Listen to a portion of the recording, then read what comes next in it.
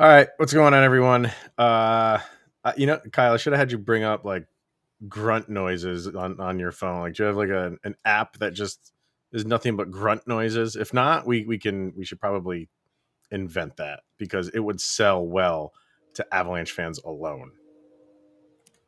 Uh, There you go. That's all that needs to really.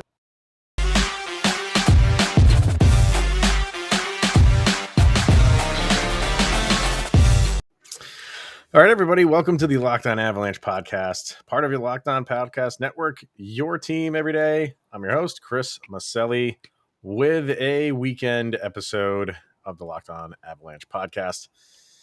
And all right, well, Kyle is with me, and he wasn't at his normal Friday slot because I did the crossover with Jay from Locked On Blue Jackets. So we had planned to do this anyway. I told Kyle, well, there's a game on Saturday. Let's, we'll just back you up a day. But I think if you had been on Friday, as usual, I probably would have had you on again tonight anyway, just to calm me down. I mean, I'm a pretty calm guy to begin with, but the frustration level is there's no chart to rate the frustration level right now, but I'll get to you. I gotta, open the show, do our normal to do. And thank you for making this your first listen of the day. It is always appreciated, even though your frustration level is probably as high as mine and Kyle's. And follow the show on social media outlets, LOPN_Avalanche on Twitter, Locked On Avalanche on Instagram. Questions, comments, concerns, opinions, go to lockedonavalanche@gmail.com. And subscribe to the show's YouTube channel over on the YouTube. So, yeah, man, Avs lose their second in a row to Columbus, the second game in a row that they've blown a third period lead. And we are now into November. So all of that, the season is still young. I'm not, whatever. That is what it is. It is. You're 10 games in. I wouldn't have a problem if the Avs were not winning games, if they were losing games in a different fashion.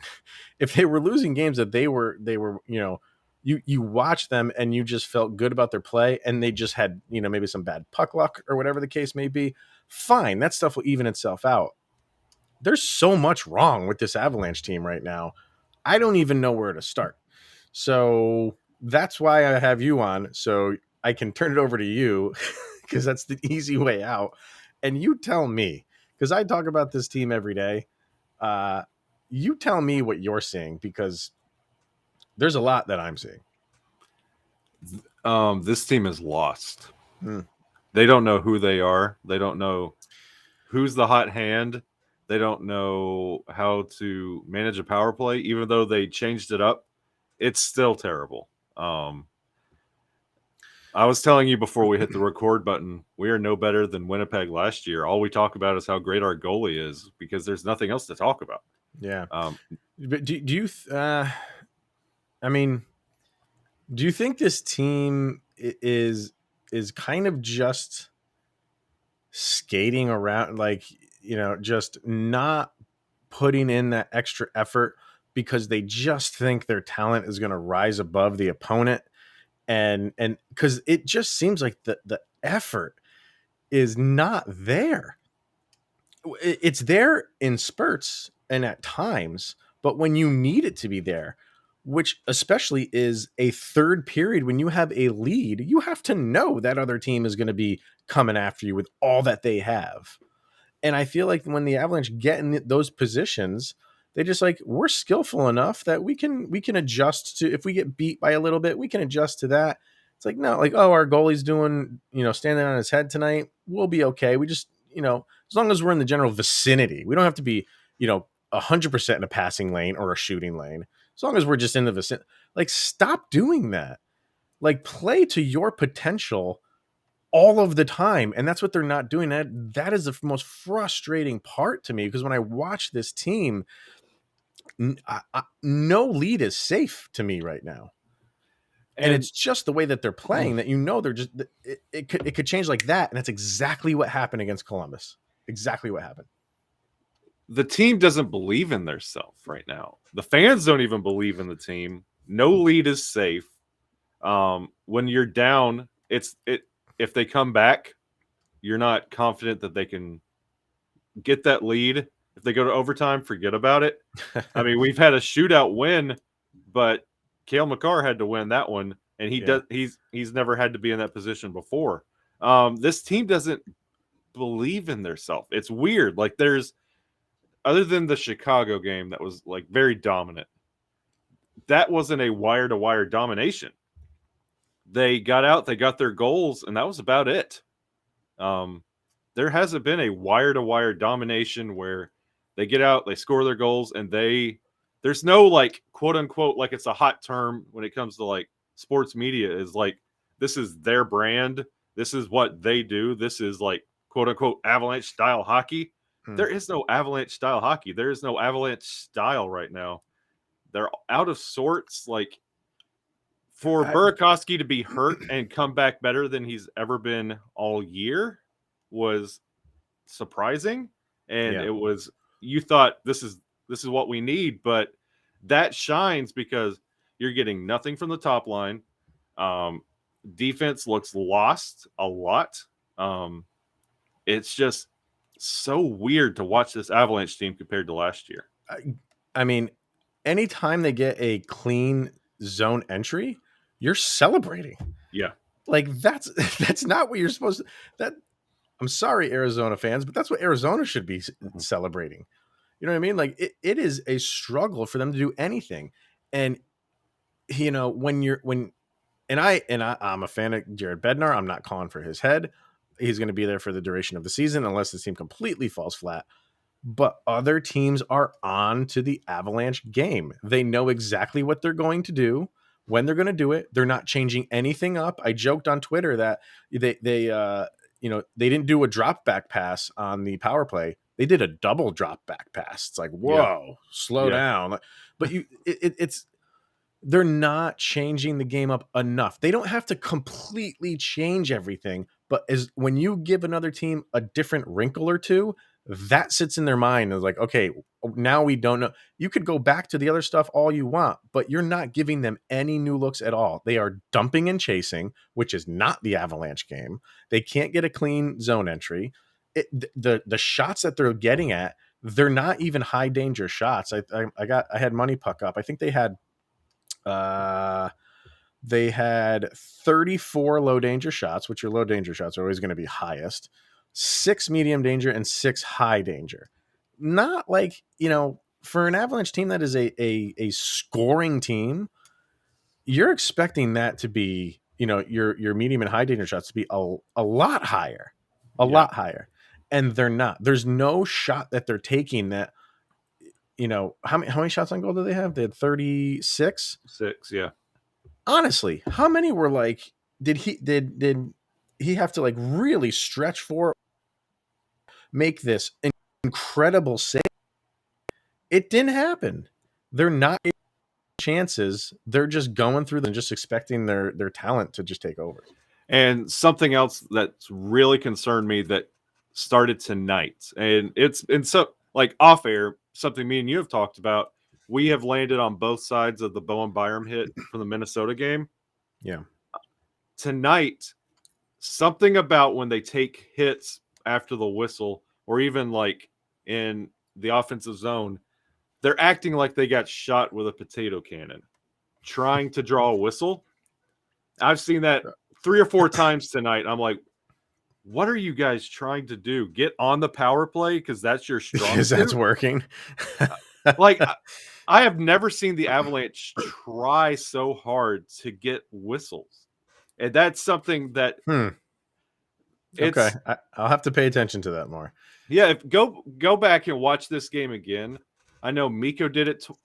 He did one where he basically did a figure skating move, like a corkscrew. Yeah, that it did. I was wondering if there's going to get an embellishment on that because I mean he did get. I don't know if it was hooking or holding, or whatever they called.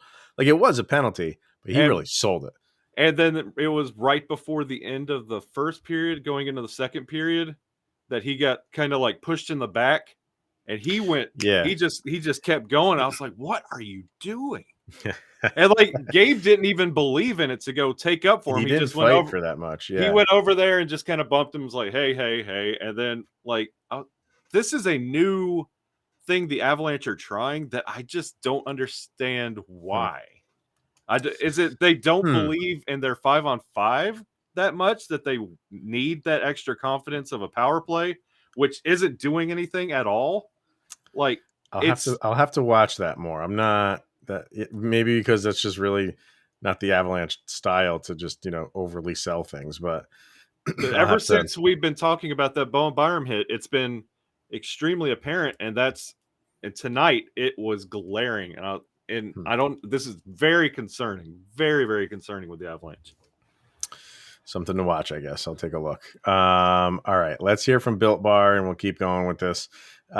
So, Built Bar, the best tasting protein bar on the market, and with Thanksgiving, it's right around the corner. Kyle, I think you put a nasty spread up for Thanksgiving, right? Yeah, man. Yes, I do. Oh yeah. And what is the best thing about Thanksgiving? The desserts. Yeah, Absolutely. turkey's good, stuffing's good, taters are good, but you're waiting for the desserts. And most desserts, including the pies, have upwards of 300 calories per slice. That is on the low end. And most Built bars are only 130 calories with 4 grams of sugar with plenty of protein. So replace that coconut cream pie or the pumpkin pie or the apple pie with some Built bars. They're low calorie, low carb, low fat, high protein.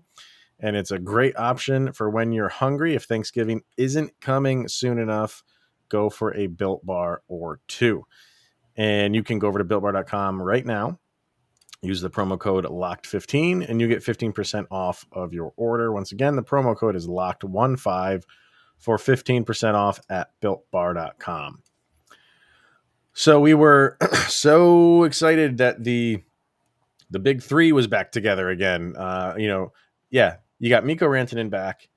You got Devon Toews playing his first game of the season, and you got Andre Burakovsky back.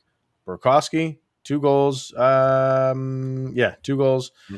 And Toews, I mean, I think he was fine. I don't know. He was back on that second unit power play, which him and Girard had always done well on that second unit power play. It might take them a couple of games to start meshing again in that regard. But I thought he played fine. But the top line, nothing. No points for any of them. A -4 total between the three of them.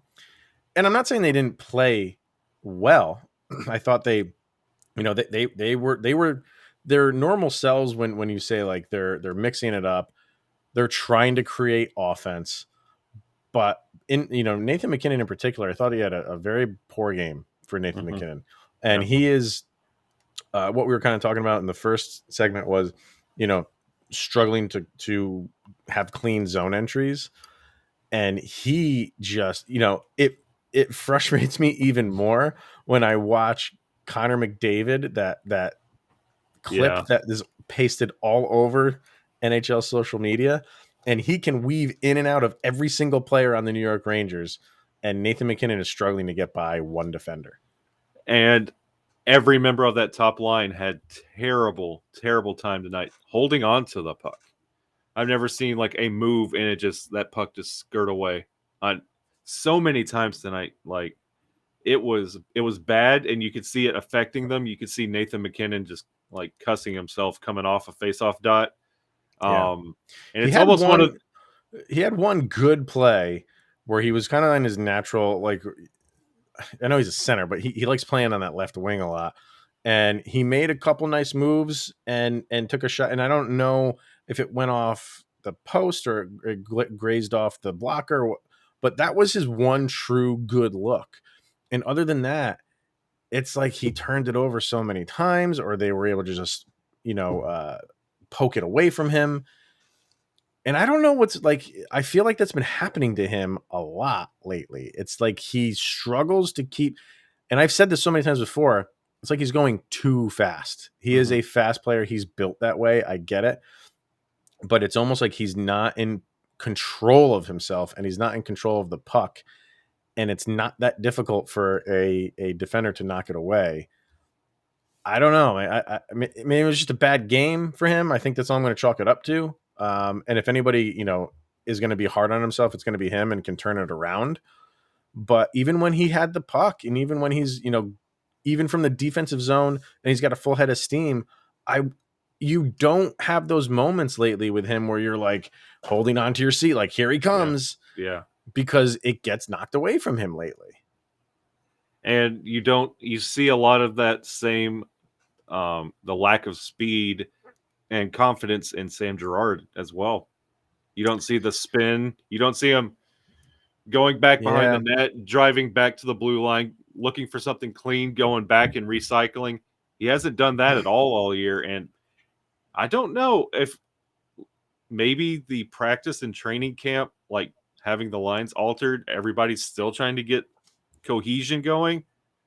But it's weird when that top line is not having a good game and not believing in themselves, how easily it trickles down to lines 2 through 4, and how the defense is always having to play catch up from just sloppy play from all 4 lines.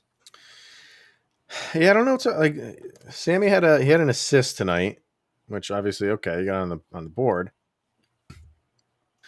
But yeah, overall, I don't know. I don't know what's going on with him. He's not standing out. Like I mean, halfway through last season, people were looking at him as a Norris winner, not a candidate at the top of it. And that was when Makar was out for a while, and you needed someone to step up. That was him. So I don't know. I don't know if he feels like he's taking a little bit of hit because Bowen Byram is kind of stealing a little bit of his thunder. I would hope not. That's your teammate. You should want to play up to his level.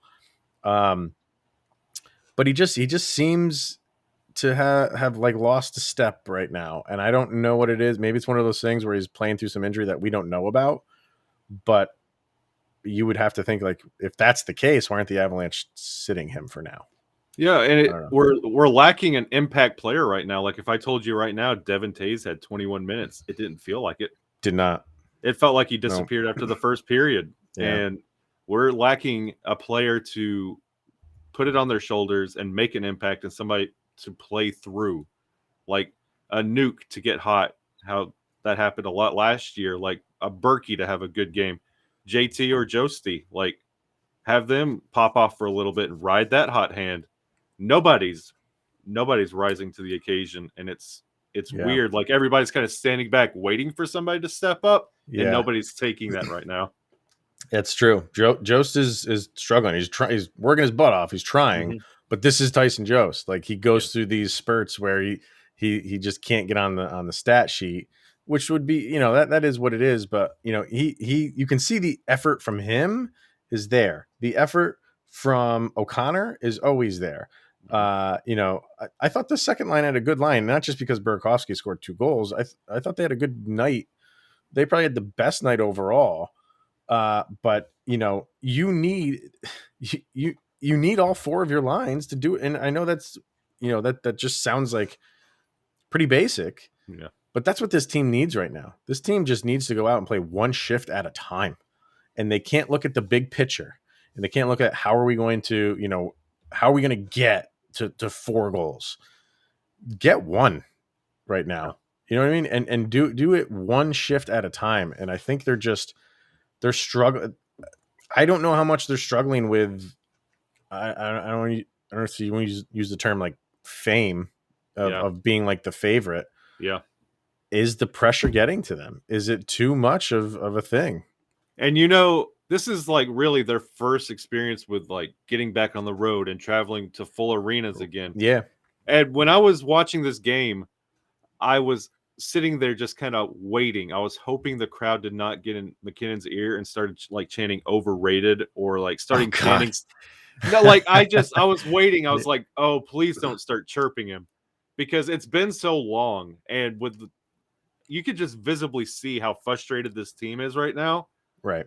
If fans started chanting that right now, that could be the straw to break the camel's back, and he would just lose it. And it was late in that second, early third that I was like, if these fans turn on this Avalanche team and start feeling confident, I was like, we're done.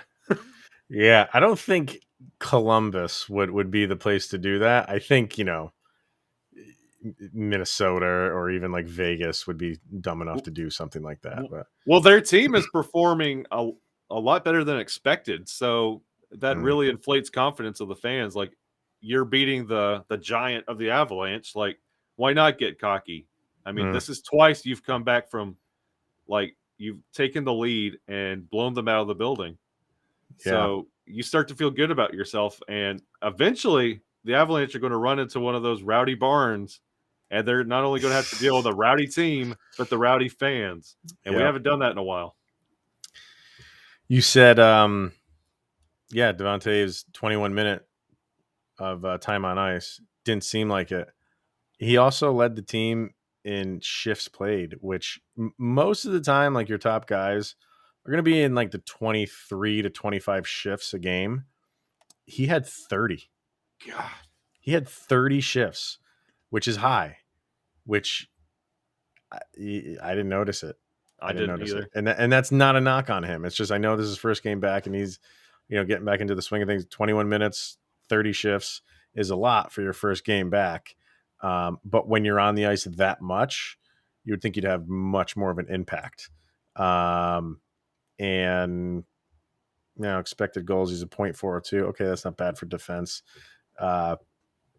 Nothing stands out for him today. I'm just flying through. Let me see what his like Corsi was and everything. 53 for Corsi and a 57 for Fenwick. That's okay. I mean, that's not bad. I mean, you want to be around 50%, but man, it was under the radar if I've ever seen it. Wow. Yeah, and that's very concerning. Very concerning. Yeah. All right, betonline.ag, we're back and better than ever. A new web interface for the start of the basketball season. More prop bets, more odds, more lines than ever before. BetOnline remains your number one spot for all the basketball and football action this season. Did your Auburn win today? Auburn got blown out of the building, but my Braves are World Series champions. Yes, you are a Braves fan. You are a Braves fan. Good job there, man. I think everybody in the United States was rooting for them except for the state of Texas. So head to our new updated desktop and mobile website to sign up today and receive a 50% welcome bonus on your first deposit. Just use the promo code Locked On to receive your bonus from basketball, football, the NHL, boxing, and UFC, right to your favorite Vegas casino games. Don't wait to take advantage of all the amazing offers available for the 2021 season. Bet Online is the fastest and easiest way to bet on all of your favorite sports, and it's where the game begins at betonline.ag. All right, so yeah, I did the show earlier in the week about the Avs November. They don't play a lot of games in November. So number one, it's going to be tough to make up ground based on that fact alone, and you only play 2 division games, which are the last 2 games of the month. I don't have it in front of me, but I think it's I think one of them is Minnesota. I don't know. Maybe it's St. Louis. Yeah, we have Vegas next. I mean, Vancouver next, and we have San Jose after that. And before this 2-game series with Columbus, you felt pretty good about that. But now you don't. No. And it was good to when you're looking at it, you're like, all right, we're kind of trending in the right. They're starting to play a little bit better. It might be good to not play so many games in November so you can like have a lot of your injured players come back, which is already happening. But, the American Thanksgiving deadline for the NHL is a very real thing.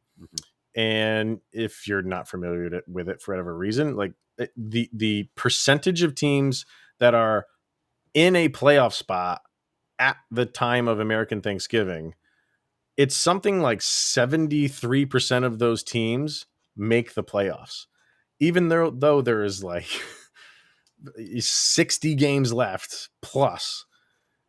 The vast majority of the teams that are holding a playoff spot by Thanksgiving make the playoffs at the end of the season.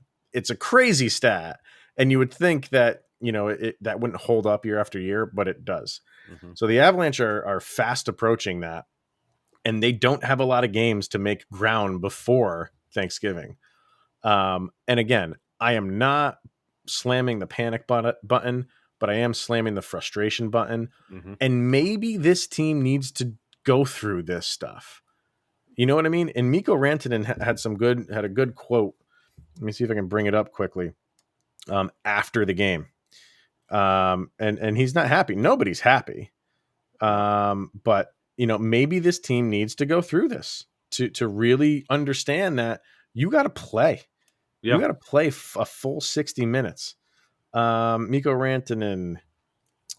If you want to win in the playoffs, and if you even want to get to the playoffs, this is not how you play hockey, is how Mikko Rantanen said. The third period was probably one of the worst periods we've ever played. In the third, it felt like we didn't have our legs on either side of the ice. It's really a disappointing loss. Sometimes it looks like we're kind of just effortless, is what Mikko Rantanen said. Like he had some really good sound bites in the post game. And this season I've heard a lot of very honest, raw comments like what Mikko have made, that they say to the press out in the ether. Who are they talking to? Yeah. Who are they talking to? Who are they trying to relay this message to? Like, this is something that is this very common in the locker room? Like, hey guys, we need to get together. Why are they going to the taboo area in hockey media? You don't talk to hockey media and let people in. Like, if it's a dumpster fire, you say, we'll get it together next game. You give your canned answer. Why is it this year are we so free with calling our own team out? Are they not listening in the locker room, and are we taking this to the media? I mean, you never know. And I fully, I think, I don't know if Mikko would be calling anybody out specifically, that he's not including himself in that. You know what I mean? Like I'm fine with him saying stuff like that. And I do think, I don't feel like he's not a bad teammate or anything like that. I think that's just raw emotion. That is frustration running over. I think he's calling his teammates out, but if he would definitely be lumping himself in with that. But you're right. When he's saying those comments, is he saying it with himself in mind, or is he got a specific teammate that he feels is? I mean, Curtis McDermott didn't play tonight, so we can't throw this one on him. If we're playing Guess Who, flip that one down. I don't know. Jared Bednar and Darcy Keumper, I thought he was outstanding. Mm-hmm. He was overworked. Yeah. I mean, 42 shots on goal? Yep, 42 shots on goal for him, for the Blue Jackets. It's something that I feel that they can turn around.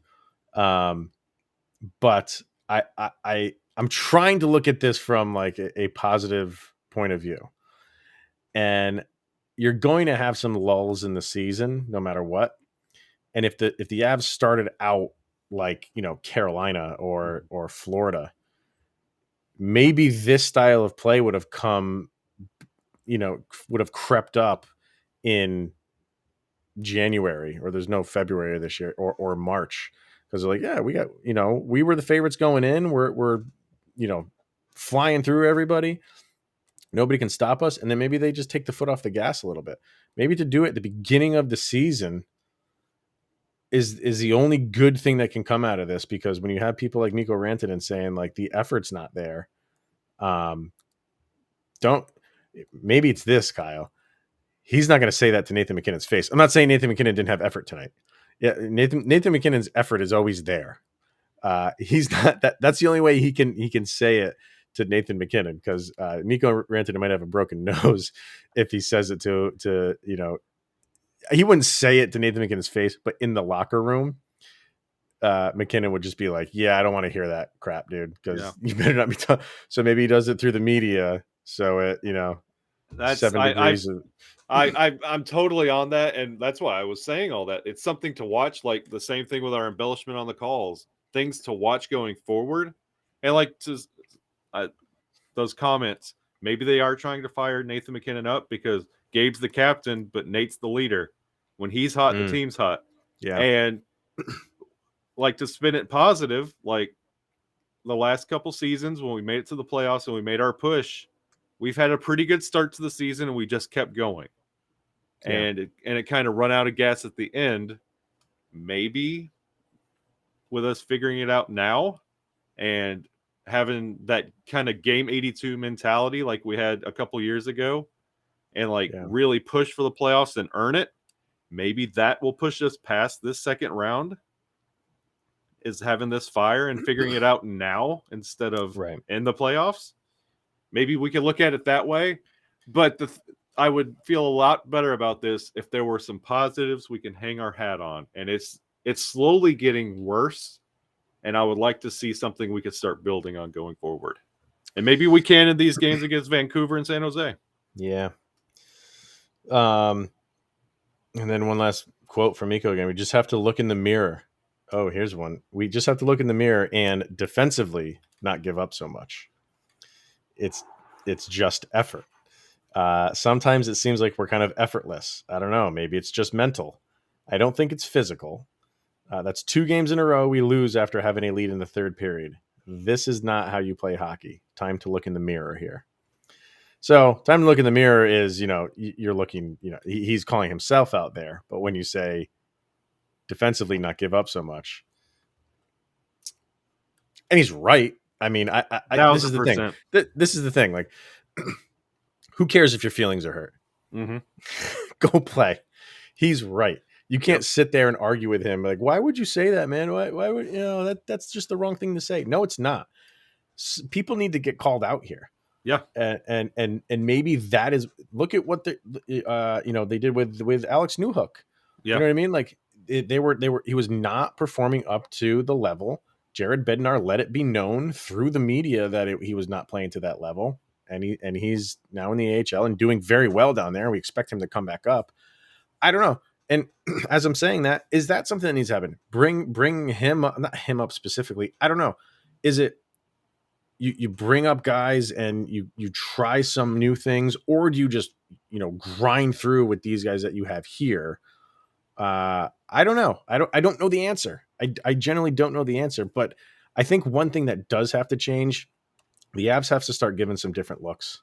Yeah. And if that's changing up that top line just for a period, he's done it before. Mm-hmm. He was going to do it the other day. From what I understand, I think Gabe Landeskog was going down to the second line, and then like Mikko got hurt. Yeah, it was early in practice that morning. It was scratched. Yeah, it was going to happen. So do that and just do it for a period. Yeah. And then second period, put him back on top line. It just gives the other team. Right now, every team is coming in here with the scouting report on the Avs, and they follow that scouting report to a T. Yeah. It's pretty easy to beat a team when they're doing that. I'm telling you, if I was Jared Bednar, if this was fantasy camp, I would take that top line, take him to the locker room, say, Nate, pick who do you want on your wings? Say, Gabe, who do you want with you? Mikko, who do you want with you? And the fourth line is everybody else. And split them, just drop them 1, down. 2, and 3. Wow. 1, 2, and 3, and go. If you guys, because they'd still be playing together on the power play. You still put them together on top unit power play. Exactly. And like performances like tonight, 0 points out of that top line. So I'm not messing anything up here. If you guys want to go play with your buds, Nate line 1, Gabe line 2, Mikko line 3. Have fun. See what I mean? Like that would make a team think. Yeah. And it might work for like half the period. And that's all I'm asking for right now, is because nothing is working right now. Nope. So and the other crappy thing is, like you said, now you have 4 days to stew on this. Yep. Now you don't play for 4 days. So the frustration level has been pretty high for most of the season. And right when I thought it was like, this is Avalanche hockey, the 2 games that they played against the division teams, you're like, all right, this is good. Like, we've shed that early season rust, And now they looked really good. So it's there. You know that they can do it. But what happened? I think what Mikko Rantanen said is hits the nail on the head. Mm-hmm. It is effort, and it is just getting lax at times. The other team is trying to win too. Yep. I hate to tell you that. So you have to play until it reads 000 nonstop. Okay, deep breaths. And yeah, one shift at a time. So is this where we start talking? St. Louis was terrible and they made it all the way to the cup. Oh God, no, come on. They were terrible in January. It can be done. Yeah. All right, everybody. That's gonna be it. So let me know, like, how you feeling out there in Avalanche land. I know I get more emails when they're playing poorly, and I get that. So misery loves company. That's why I'm here. Yeah, send them in. Get it off your chest. LockedOnAvalanche@gmail.com. But all right, we have some stuff to talk about for next week, and yeah, those games can't come soon enough. But that will do it for today. So thanks everybody for tuning in, making it your first listen of the day. Definitely check out Mr. Shaggy Von Doom over in Puckburg, which is on hiatus till January. Yes. But he is taking part in some other stuff. You're with the Lamplighters right now, right? That is correct. We do our Friday streams over on Twitch, and we have a podcast come out every week. So all right. Check them out there. All right, man. Thanks for dropping by again a day late and being that pillow that I need to punch. It's what I do. So, yeah. All right, everybody. Thanks for tuning in, and we will see you on Monday.